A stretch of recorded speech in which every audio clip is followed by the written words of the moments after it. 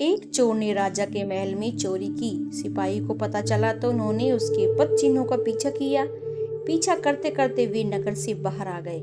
पास के गांव था। उन्होंने चोरों के पद चिन्ह गांव की ओर जाते देखे। गांव में जाकर उन्होंने देखा कि एक संत सत्संग कर रहे हैं और बहुत से लोग बैठकर सुन रहे हैं। चोर के पद चिन्ह भी उसी ओर जा रहे थे। सिपाहियों को संदेह हुआ कि चोर भी सत्संग के लोगों के बीच बैठ गया होगा। वे वहीं खड़े रहे और उसका इंतजार करने लगे। सत्संग में संत कह रहे थे, जो मनुष्य सच्चे हृदय से भगवान की शरण चला जाता है, भगवान उसके संपूर्ण पापों को माफ कर देते हैं। संत ने कहा, गीता में भगवान ने कहा है कि संपूर्ण कर्तव्यों कर्मों का त्याग कर तू केवल एक मुझ सर्वशक्तिमान सर्वाधार परमेश्वर की ही शरण में आ जा। मैं तुझे संपूर्ण पापों से मुक्त कर दूंगा। तू शोक मत करना।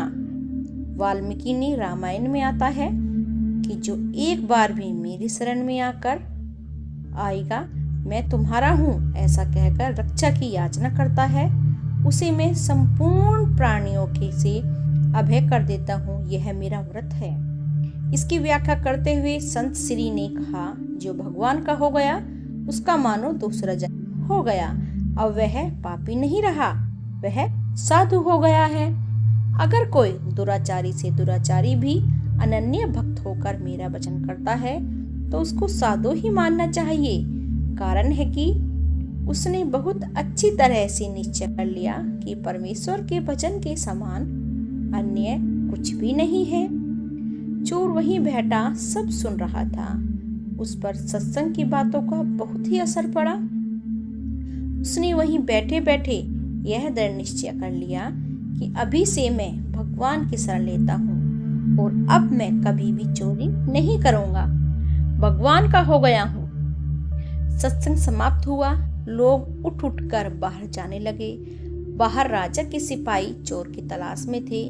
चोर बाहर निकला तो सिपाहियों ने उसके पद चिन्हों को पहचान लिया और उसको पकड़ के राजा के सामने पेश किया।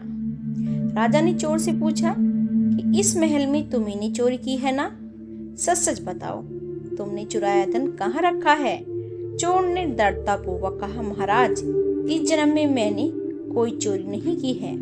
सिपाही बोला, महाराज, यह झूठ बोलता है। हम इसके पद चिन्हों को पहचानते हैं। इसके पद चिन्ह चोर के पद चिन्हों से मिलते हैं। इससे साफ सिद्ध होता है कि चोरी इसी ने की है। अब राजा ने चोर की परीक्षा लेने की आज्ञा दी।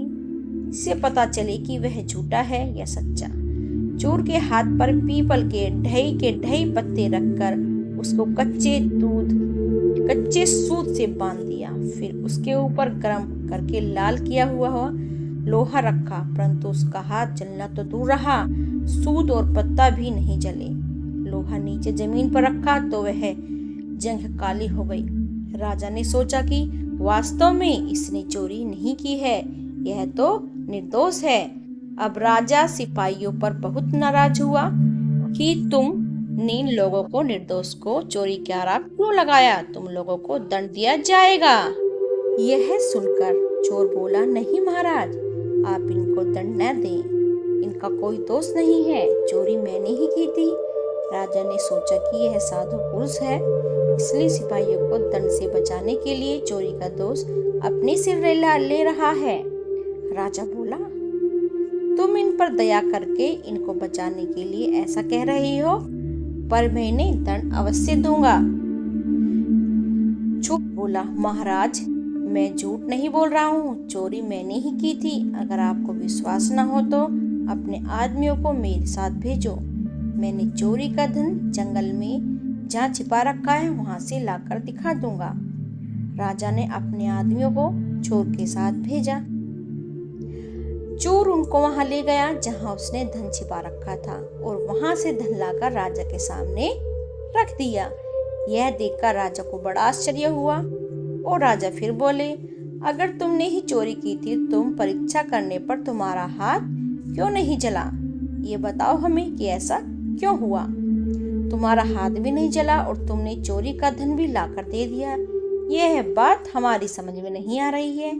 राजा परेशान था। राजा बोला, ठीक ठीक बताओ कि बात क्या है। अब चोर बोलता है, कहता है, महाराज, मैंने चोरी करने के बाद धन को जंगल में छिपा दिया और गांव में चला गया। वहाँ एक जगह पर सत्संग हो रहा था और मैं वहाँ जाकर लोगों के बीच में बैठ गया सबसे बचने के लिए। और सत्संग में मैंने सुना कि जो भगवान की शरण लेकर पुनः पाप न करने का निश्चय कर लेता है, उसको भगवान सब पापों से मुक्त कर देता है और उसका नया जन्म हो जाता है। इस बात का मुझ पर असर पड़ा और मैंने दृढ़ निश्चय कर लिया कि अब मैं भी कभी चोरी नहीं करूँगा। अब मैं भगवान को ही अपना लिया है, अब मैं कभी भी चोरी नहीं करूँगा। अब मैं भगवान का हो गया हूँ, इसलिए तब से मेरा नया जन्म हो गया है। इस जन्म में मैंने कोई चोरी नहीं की, इसलिए मेरा हाथ नहीं जला। आपके महल में जो मैंने चोरी की थी वह मेरे पिछले जन्म की चोरी थी, जो मैंने अपने पिछले जन्म में की थी। कैसा दिव्य प्रभाव है सत्संग का। मात्र कुछ क्षण के सत्संग ने चोर का जीवन ही पलट दिया, उसे ही समझ देकर पुण्य आत्मा धर्मात्मा बना दिया। चोर सत्संग वचनों में दृढ़, निष्ठा से कठोर, परीक्षा में भी सफल हो गया और उसका जीवन पूर्णतः बदल गया और उसने चोरी छोड़ दी और एक पुण्य आत्मा बन गई। राजा भी उससे प्रभावित हुआ और प्रजा से वह भी सम्मानित हुआ और प्रभु के रास्ते चलकर प्रभु की कृपा से उसने परम पद को पा लिया। सत्संग पापी से पापी व्यक्ति को भी पुण्य आत्मा बना देता है।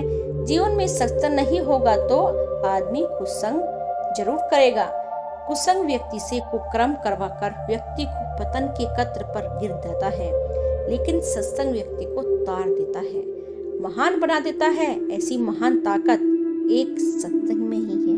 इसलिए दोस्तों, सत्संग करें, भगवान का नाम लें, उस सीधे रास्ते पे चलें, उससे ही हमारा भला होगा और हम परमात्मा को प्राप्त करेंगे और परमात्मा भी हमें पाकर अपने जीवन में धन्य हो जाएगा और हमें भी धन्य बना देंगे।